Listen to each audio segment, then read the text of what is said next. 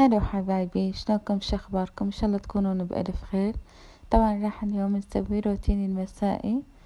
بالبداية ورا الغداء راح ابدي اغسل المواعين، وراح ابدي اسوي كيكة سهلة وسريعة وبسيطة وبدون خلاط. بعد ما كملت المواعين والغسل راح ابدي اصفط المواعين بعد ما تنشف عندي من المي.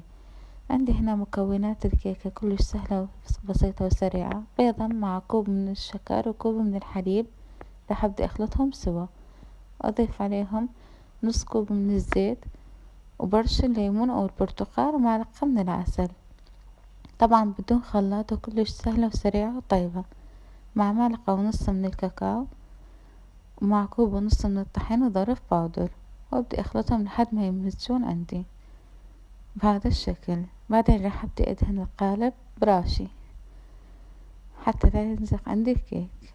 بعد ما كملت عندي خليط الكيك راح ابدي ادهن القالب، وبهاي الأثناء أكون بشغل الفرن على درجة حرارة 200 بس جوا. طبعا هنا فرغت خليط الكيك بالقالب وراح ابدي اخليه على النار بهذا الشكل. بعدين حبايبي بعد ما جهزت عندي كيكة طلعت كلش هشة قطنية وطعمها يخبل، وهنا راح ابدي ازينها شي بسيط. اذا تحبون تضيفون كريم شانتيه او نوتيلا مثل ما انا راح ابدي اضيف. طبعا هنا قلبت القالب وراح ابدي ادهن الكيكة بالنوتيلا بهذا الشكل، وراح ابدي اضيف عليها فراولة وكاكاو ابيض، او اذا تحبون تتركوها سادة براحتكم. وهنا بعد ما كملت عندي الكيكة وطعمها طلع كلش طيب ويخبل، راح ارجع اغسل المواعين مرة ثانية. هوسة المواعين ولا تخلص.